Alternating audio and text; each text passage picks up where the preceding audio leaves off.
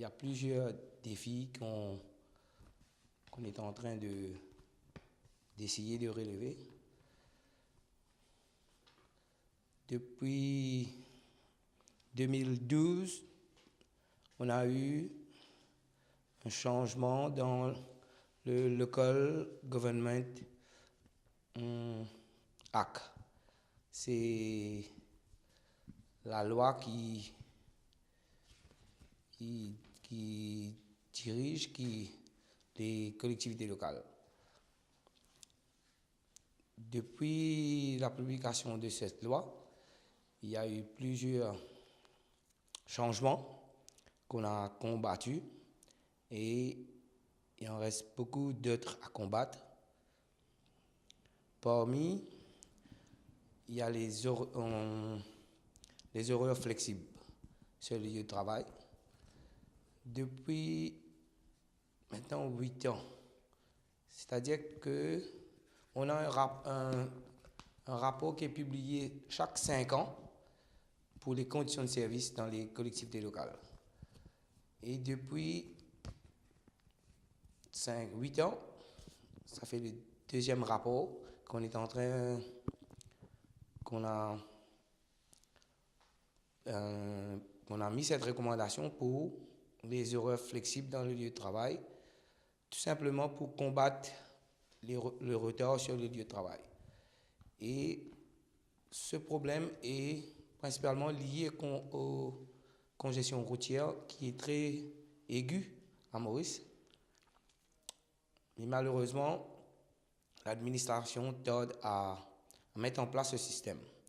Et les travailleurs sont pénalisés parce que toutes les accumulations de retard sont déduites de leur congé et effectivement après de leur salaire. Et là, on est en train de se battre pour mettre ce système en place qui tarde à venir. Ça, c'est un. Deuxièmement, il y a l'allaitement maternel.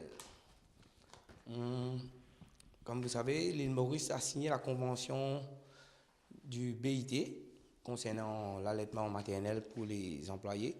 Mais malheureusement, c'est applicable seulement dans le privé et non pas dans les collectivités locales et le service public.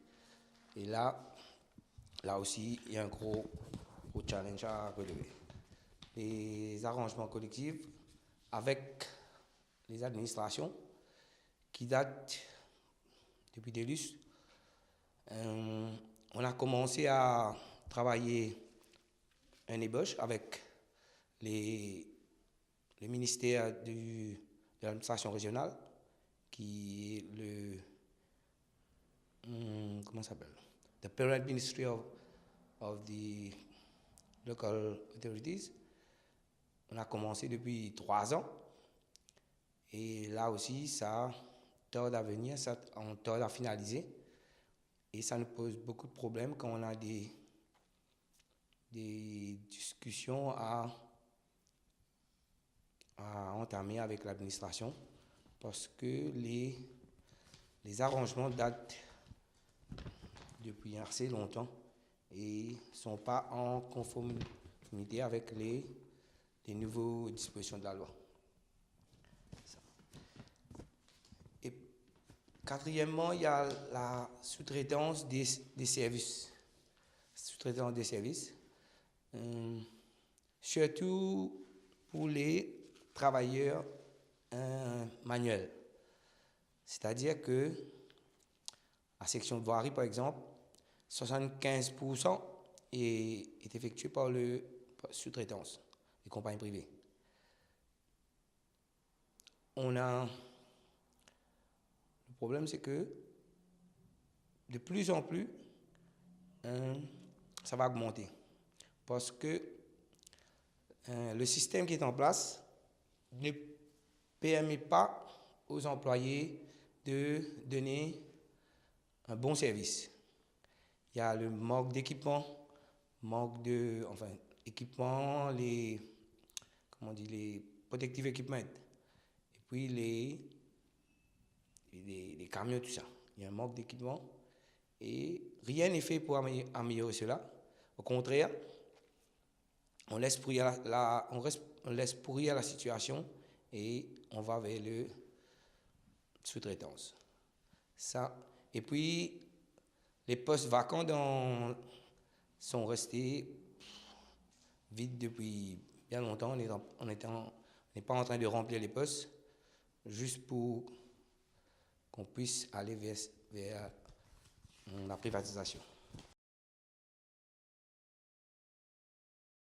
Là, le plus gros défi qu'on a réussi à relever, c'est le système,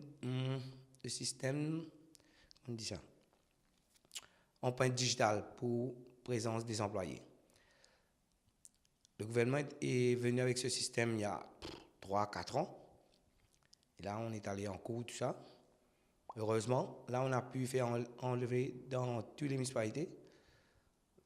On n'utilise plus ce système d'empreinte digitale et on est revenu à l'ancien système, c'est-à-dire avec présence dans les livres et avec les cartes magnétiques.